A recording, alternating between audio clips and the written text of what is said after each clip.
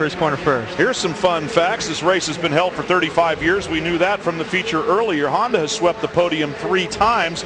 And like in 125, the Daytona winner has ended up being the titleist 15 times out of all the years it's been held. 17 different winners have won, but no one has ever won on 3 different brands. Well, that could change here, in the near future. And then you can see that there are a number of riders, including Staten, who got their one and only win here at Daytona. It is something of a specialist. Lots of guys have never won here, and there are their names, including Mike Larocco, who makes his 14th start here without a win as we get set to go. Advantage 250 main. To that inside, Brian, is that I don't think Ricky or Chad or Larocco, for that matter, need to get there first. They just got to get there in a decent position, even mid-pack, and they can tuck it around the inside. The board is sideways. We're getting set to go here for the 250 main event. And the gate is down. Pretty even start right across. It's an Oklahoma land rush, but it's in Florida. We're looking from on board with Ricky Carmichael. He makes up a few spots on the inside. Not in the lead, but he's still upright. Chad Reed with the lead. Chad Reed getting out front. Mike LaRocco second. Actually, Travis Preston in second. Now Ricky Carmichael in third. So we're getting set up for a great main event. And here goes Ricky Carmichael. And they're both swapping. By Mike LaRocco ending up out of the woods in second place. Carmichael almost going down. A beautiful save. Looking a lot like St. Louis last week. That kid is so strong. That could have been the end of the race for him, and he held on once again. He leaps into second position, but Larocco's not giving up. Carmichael always seems to enjoy at least the role of the hunter rather than the hunted, although he's not bad out front either. Well, you know what's interesting is Reed in his interview said, I want to beat Ricky Carmichael at his game on an outdoor track at Daytona where he's such a specialist. 4 wins in a row, going for 5. Chad Reed's got the lead. He had the faster heat. He had the faster lap time. He was the first guy to do the triple, the inner approaching. Carmichael has got to run him down now, and he can do it. But this is what everybody came here to see. Stage is set. A big lead for Chad Reed right now, putting a lot of pressure on Ricky Carmichael, and we've seen Carmichael trying to run Reed down and make a mistake in the process. We've also seen him make mistakes out front. It's a pressure-filled situation. Right as we came onto that shot, Chad Reed was swapping through the whoops. So it doesn't matter if you're within 5 to 6 seconds at this racetrack, one mistake, and it's going to take that much to gather your stuff back. We saw Grant Langston go down. We saw Davey Millsaps go down. It's not always the fastest guy. A lot's going to happen. Let's watch this. Watch Ricky Carmichael manipulate this course. I love being a fly on his helmet, trying to chase Chad Reed there with that onboard camera. And there is Carmichael. A good tight look at him. Just 2 seconds in front is Chad Reed the last time they crossed the start-finish. What's got to be on their minds right now is Atlanta, where Chad had the whole shot. Ricky was able to catch and pass him, fell down, and had a little bit more of a gap than this to make up, and was able to make it up. Chad was disgusted. He's going, man, I had it handed to me, and I just didn't ride like I wanted to. Here he has an opportunity to try to turn that around. Well, if we're looking at lap times, the first lap, Chad Reed with a 55.9, Ricky Carmichael with a 56.1, and then Michael Rocco with a 57.4. So these 2 riders are setting up to get out in front, and we got to remember, though, these guys are going to be going through lappers, so anything can happen. Don't look at Chad Reed's lead right now and think the race is over. He has increased his lead, however, and Carmichael is not gaining on him, at least for the moment. Any thoughts about why that might be happening? He just doesn't, it looks like he's trying to make it happen. He wants this win so bad. Sometimes when you try a little bit too hard, like Rick, you alluded to a little earlier, and you just can't do that on this racetrack. And if Chad can get a little bit of a flow going, relax just a little bit without having Carmichael reeling him in, I think he's going to go even faster, but it looked like that lap, actually, Carmichael made up some time. Couple of tenths, not much, so we're talking about inches here, and he needs yards. Definitely, but it's going to be these whoops that are going to make the difference, and you watch both of them swapping and going side by side. You know, this race is just shaping up, and like I said, I can't emphasize enough. Right now, they're an open track, everything's going, and they can ride the line that they want to ride. But let me tell you, there's been a couple occasions where they've lapped everybody all the way up to 3rd place, so the race is just starting to unfold. Yeah, Ricky is starting to find his groove now. Sorry, Brian. He's definitely found his rhythm, and I guarantee you Reed can feel that pressure, so it's kind of an Atlanta deal all over again. If Chad Reed tightens up, Ricky's going to win this easily. Reminiscent of Atlanta, but this one is far from over. Will it be deja vu all over again, or Bujade doing something now they might do again? Speed Channel coverage of the Daytona Supercross is brought to you by Kawasaki, the leading edge of power, performance, exhilaration. And by Parts Unlimited. We support the sport.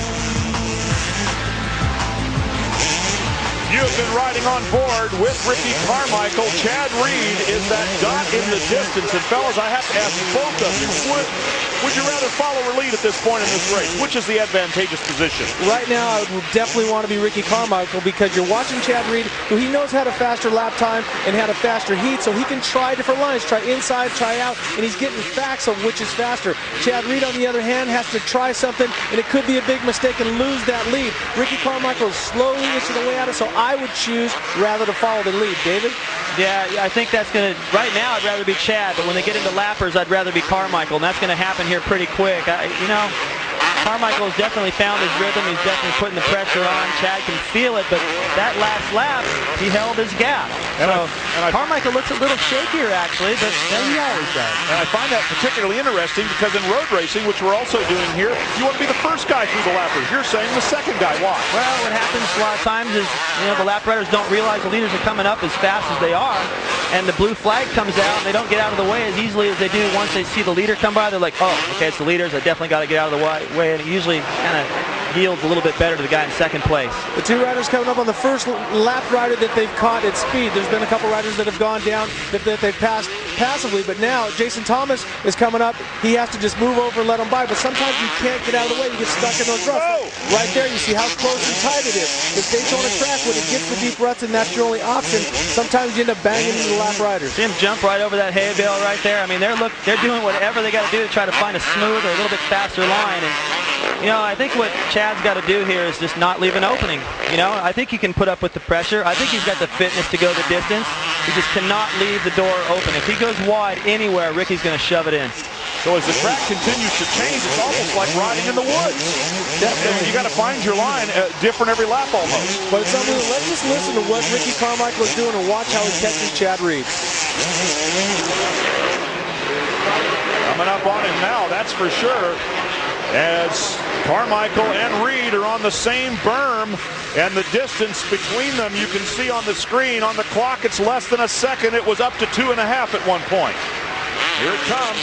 Ricky Carmichael inching up towards him, and traffic is beginning to play itself out. This is the closest Carmichael has been the whole race. Chad can feel it. The crowd's on its feet. They're making noise. The crowd is in it. This is the biggest challenge ever since Ricky's won this race that he's ever had. Okay, let's just watch this for a lap. You don't need the commentator to see what's going on.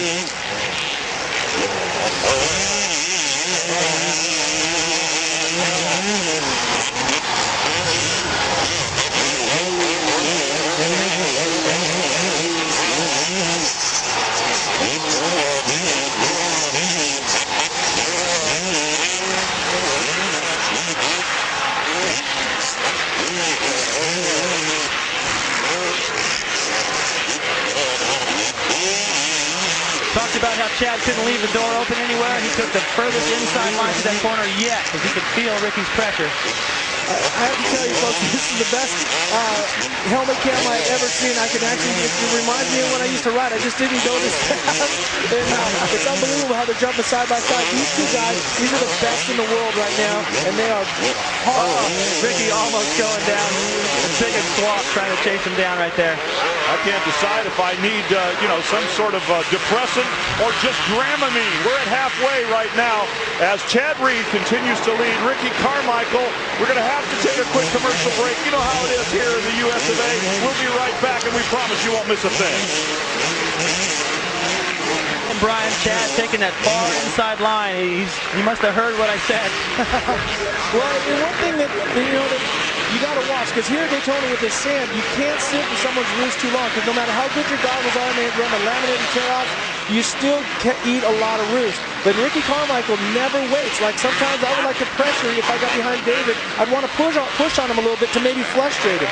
Ricky Carmichael, if there's a door open, he takes the first chance and just runs with it. Yeah, he doesn't hesitate. Same with James Stewart. Both those guys, they never hesitate. And that pressure is so difficult to deal with. Rick when I had you on me or Bob Hanna, you were the only two guys that ever really bothered me that bad. And Chad has done an outstanding job at holding this pressure off. He's got a gap now because Ricky made a mistake trying to run this pace. Yeah, we had a really good close-up of Chad going through the whoops, and in the background, Ricky Carmichael swaps and loses about 2.5 seconds. So that's what I'm talking about. Don't think that a lead of under 10 seconds is going to make a difference. You know how I was able to finally deal with the pressure with you is watch Ricky's mistake. Probably going to get a little bit cross-rutted. That's what he did the first lap. Actually a little bit worse.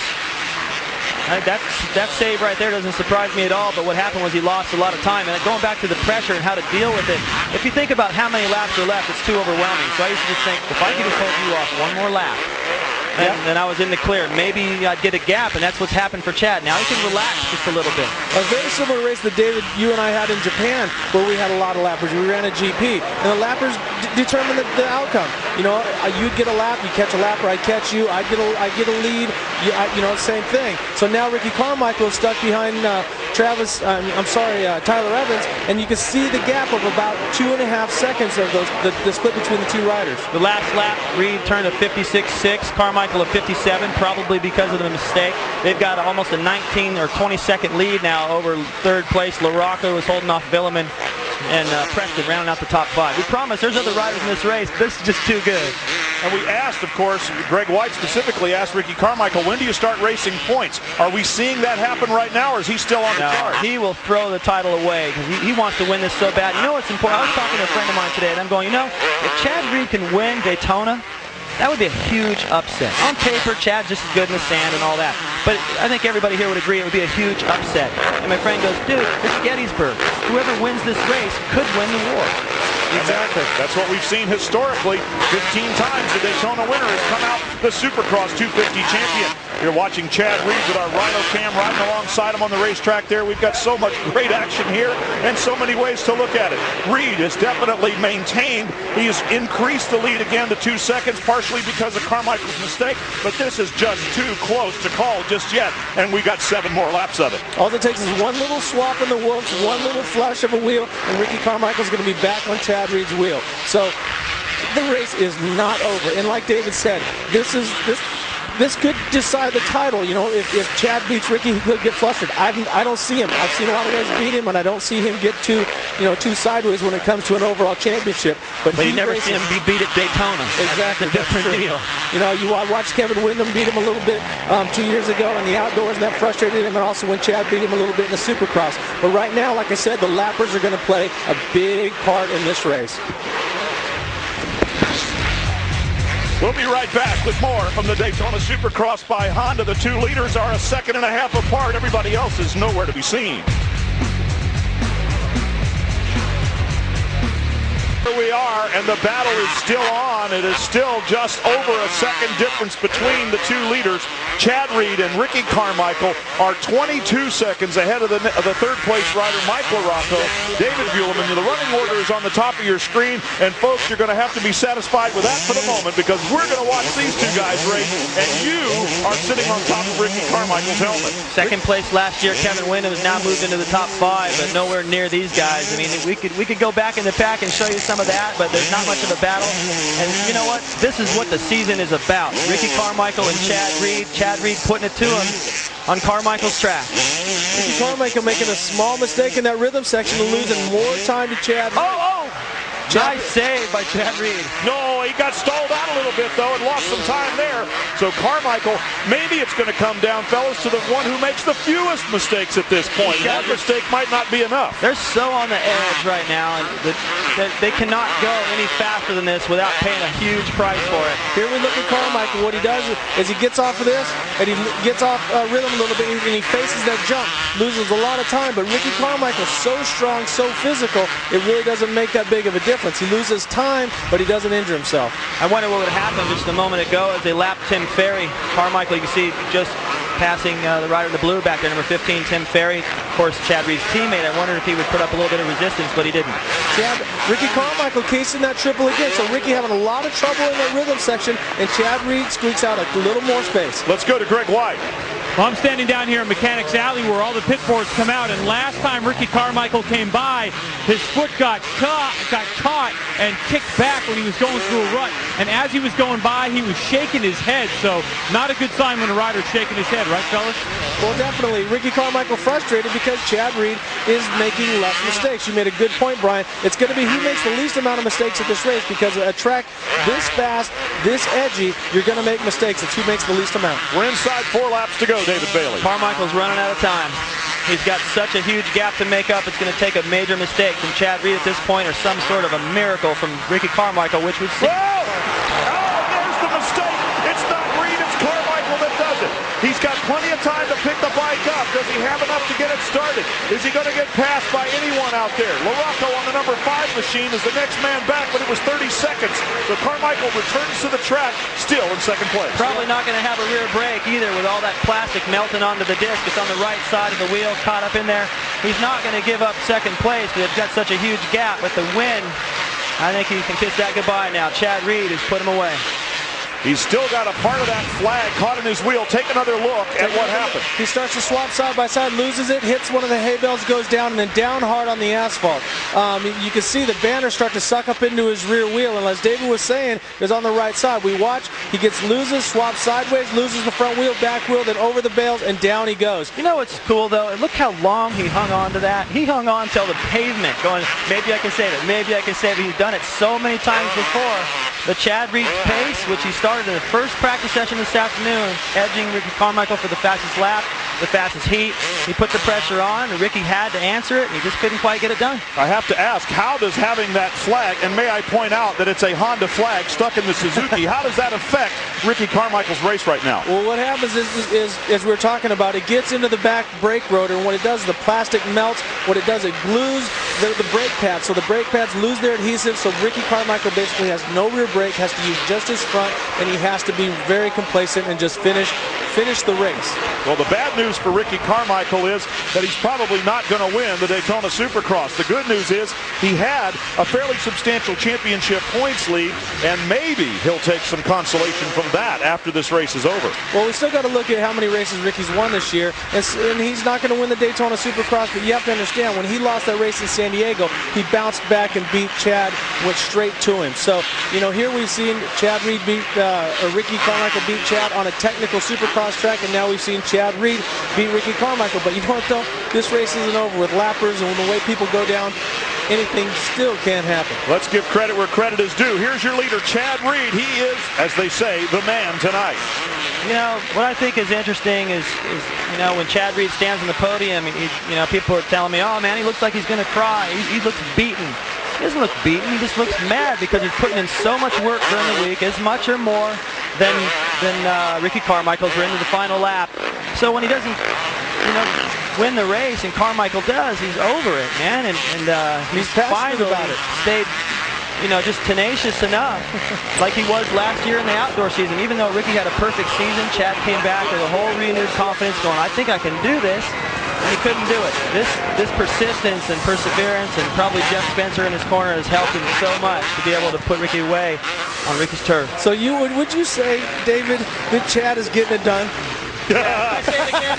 Put it one more time. Whatever you like, he is definitely doing the business out here tonight. Chad Reed on his Yamaha, the defending Daytona Supercross 250 winner, is going to make it 2 in a row.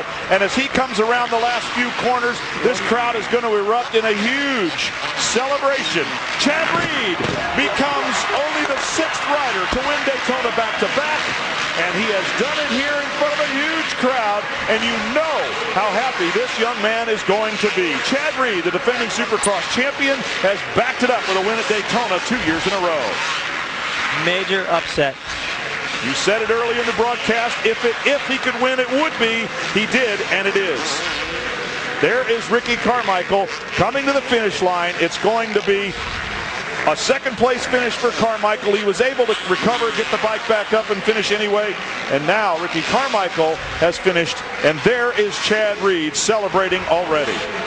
Yeah, Ricky Carmichael's a rider, though, that'll give a dog his day. You know, he'll tell Chad Reed, good job, you did you beat me straight up. And Ricky made some mistakes, Chad made some mistakes, but as you said, Brian, it's who made the least amount and actually who didn't make the biggest ones. We can say it now, or I can ask the question, was this a must-win situation for Chad Reed? I definitely think it was a must-win, and you can see, Ricky saying, hey, good job, you did it, but it was a big win for Yamaha, big win for Chad Reed. This was beating Ricky Carmichael in his backyard. A beautiful moment of sportsmanship that the crowd here at Daytona has appreciated. Chad Reed is going to take a victory lap, and to be honest, we don't care how long it takes him to do it. Rick, can you describe that feeling? Because I have a hard time putting it into words for people. Well, you got to understand, he's the king of the hill. When you work so hard, if you can beat Bob Hannes in a sand race, if you can beat a David Bailey in a technical supercross track, for that moment in time, you were the best in the world. And so what Chad Reed did today is he beat the best outdoor sand rider in the world in a straight-up match. There's no excuses. Ricky Carmichael made more mistakes than Chad Reed, and Chad's going to win. He's doing a big burnout right there, a little Daytona style. And, you can't explain it. Last year we had him come in the number 22 NASCAR, little bringing the, we're at Daytona, hey, and that's cool. Chad Reed doing a burnout in a Supercross win. Only at Daytona could something like that happen as Chad Reed exchanges high fives with the crowd along the fences here at the banking, the famous banking of the Daytona International Speedway. If there's any question about this being the world center of racing, well, today it was. Well, we talk about guys that I think great champions are the guys that get beat and come back. And as Chad Reed has been beat by Ricky, he comes back, and as Ricky's been beat by Chad, they come back. So this night does not determine the championship, and you're not going to see Chad Reed come back and dominate the rest of Supercrosses. I can guarantee you that. A great night for Chad Reed. We can only imagine what he is about to say. A tough night for Ricky Carmichael on the number 4 Suzuki. Take another look that you haven't seen before.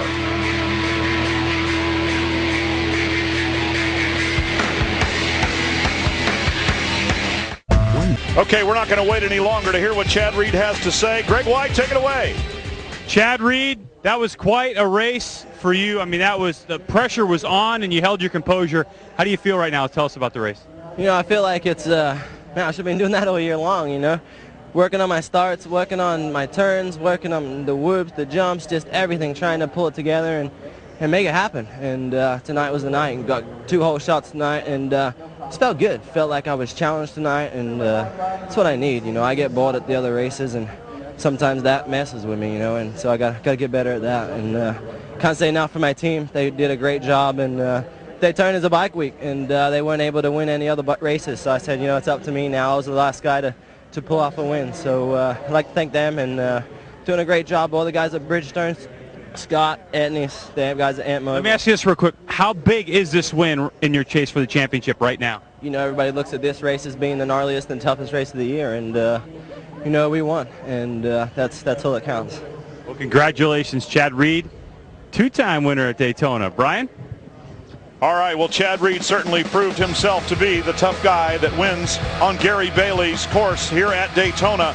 And with that, let's take a look at the results. Reed and Carmichael lost in that. Mike LaRocco, 14 career starts, 10 times in the top 5. This was his 6th podium, the Iron Man, Mike LaRocco, all the way down to the top 10. You can see Kevin Windham, David Vuillemin, nice run for him, looking good this week. Sean Hamlin rounding out the top 10 behind Short Ferry and Damon Huffman now beginning the next 10 riders there. Sebastian Tortelli, a pretty disappointing 20th position considering his reputation. But you know what? This is a tough race course. The 2 toughest guys on the tour, make it 3, counting Mike LaRocco, came out on top. A very enjoyable evening of Supercross racing here is now over. We're not quite done with our coverage here on